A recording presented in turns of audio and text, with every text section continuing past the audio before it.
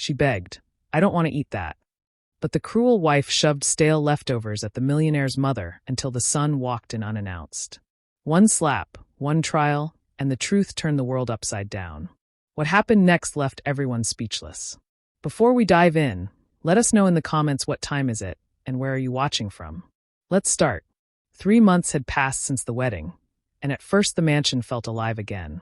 The old woman, hair silver and tied neatly behind her head, had been relieved when her son finally married. For years she had carried the house alone, waiting for a woman who would share the burden, someone who might treat her like a mother. The first 3 weeks gave her hope. The new wife, always smiling in her red dresses and polished heels, would help her sit at the table, offer her soup, even call her mama. Those first weeks, the old woman whispered prayers of gratitude. She told her neighbors over the phone that her son had chosen well, that the new bride was respectful and soft-spoken. She believed the loneliness of widowhood was ending. But masks don't last forever. It began with small things. The young wife stopped bringing her fresh meals. A full plate would be served to her husband, a smaller plate for herself, and the old woman would be handed scraps, bread crusts, a spoonful of rice that had cooled hours before. At first, the old mother didn't complain. She thought it was a mistake. She thought perhaps the cook had forgotten. But then the comments began. "You don't need so much at your age," the wife said one evening, sliding half a plate of food toward her. "Your body doesn't work the same anymore. Why waste good meat?" Another time, when the old woman asked for tea, the wife smirked. "Hot tea isn't good for your teeth. I'll bring you what's left later." The smirks grew into sneers, the words into sharp edges. By the second month, the old woman noticed how her daughter-in-law's tone shifted whenever her son left for work. The sweetness vanished. The mask cracked. "You think you're a queen here?" the wife snapped. One morning when the old woman reached for fresh fruit from the bowl, she slapped her hand away. "This isn't your house anymore. It's mine. Don't touch what doesn't belong to Q." The old woman froze, heart sinking. The wife's eyes carried no warmth, only irritation, and from that day forward the humiliations multiplied. She would slam plates down so hard they rattled across the table. She called her spoiled, lazy, a burden. When the old woman tried to keep dignity, sitting quietly with folded hands, the wife mocked her silence. "Look at her," she would mutter loud enough for the maids to hear, "acting like some saint when she's nothing but a shadow sucking the air from this house." Nights grew heavy. The old woman cried quietly into her pillow, whispering apologies to her late husband for not protecting herself better. She waited for her son to notice, but he worked late, often gone on trips, blind to what was happening beneath his own roof. Then came yesterday's grand event. Business partners, politicians, and neighbors filled the mansion. The dining hall overflowed with food.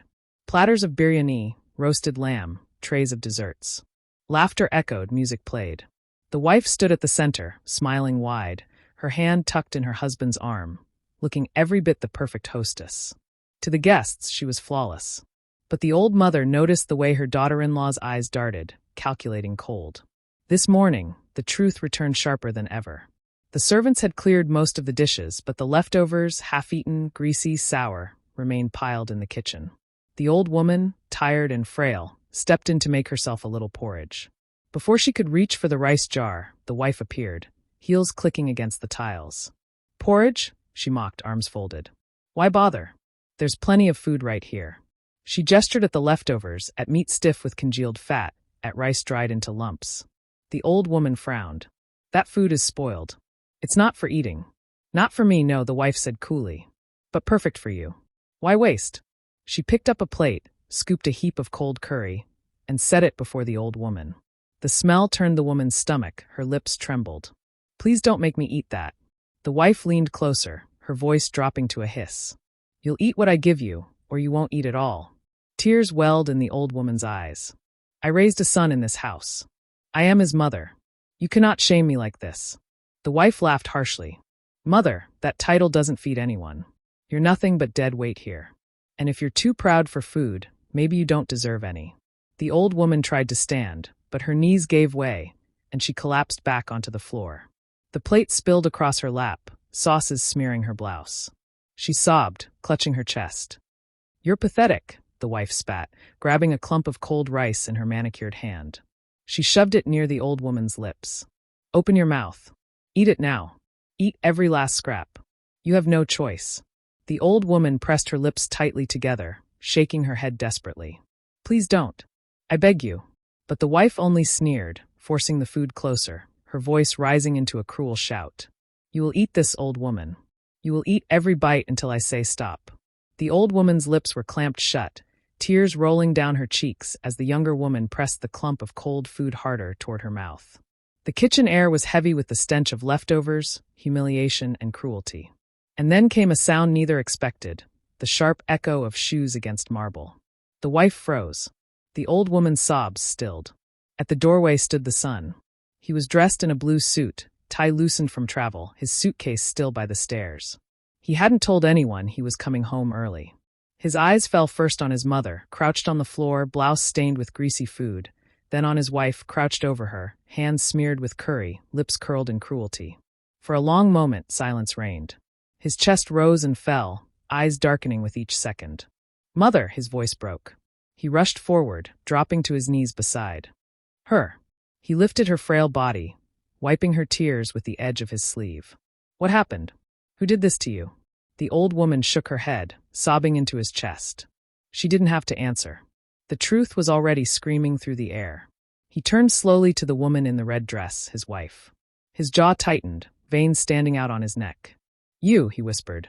Then his palm flew across her face, the sound of the slap cracking like thunder in the kitchen. She stumbled back, clutching her cheek, eyes wide in shock. How dare you? She shrieked. You hit me. You hit me in front of her. His eyes burned. I should have done it the first time you disrespected her. He pulled his mother closer, shielding her. You think I didn't see? I saw everything, every tear, every humiliation. And today I came home to this, my mother on the floor like an animal, while you force her to eat garbage. Her voice trembled, half defiant, half panicked. She's lying. I never. Don't you dare. He cut her off, his voice booming. Don't you dare twist this. You wanted power. You thought because I wasn't here, you could torment her. Look at me now. I'm here and I swear to God you'll answer for this. The wife's chest heaved. You can't talk to me like this. I'm your wife. You need me more than I need you. Then leave, he roared. Leave this house today. Take nothing. You deserve nothing. Her face twisted in fury. If you throw me out, I'll file for alimony. You'll pay me every month. You'll see. He stepped forward, eyes blazing, pointing a finger at her. File it. Do it. But remember this. You've been cruel to my mother. You've humiliated her. And the walls of this house have heard your venom. Every servant, every neighbor will testify. You think the law will protect you? The truth will bury you. Her mouth opened, then shut. For the first time, she looked cornered. Still, pride forced her to sneer. We'll see in court. And they did. Weeks later, the case was heard. The wife walked into the courtroom in a red dress, head held high, claiming abuse, demanding support. But witnesses filled the benches. Maids who had seen her mock the old woman, neighbors who had overheard her shouts, even video evidence from security cameras that captured her screaming, slamming plates, forcing food onto the trembling mother-in-law. The judge's voice was firm. This court finds that the respondent, the husband, is not liable for alimony. The petitioner's conduct has been cruel, inhumane, and degrading. No financial support shall be granted. The wife's face drained of color. Gasps filled the room. She turned toward her husband, but he didn't spare her a glance. He sat with his mother's hand in his steady, calm, resolute. Outside the courtroom, reporters asked questions. Cameras flashed. The son spoke only once. My mother deserves respect. Anyone who disrespects her disrespects me. That is all. The wife's fall was swift. Friends distanced themselves. Invitations stopped, and the mansion's gates closed to her forever. She left with nothing. Her pride shattered. Her reputation ruined. The old woman, however, regained what had been stolen from her, dignity. She sat once more at the family table, her son beside her, serving her with his own hands. The wounds of humiliation lingered, but for the first time in months, her food was warm, her tears were wiped, and her heart was at peace.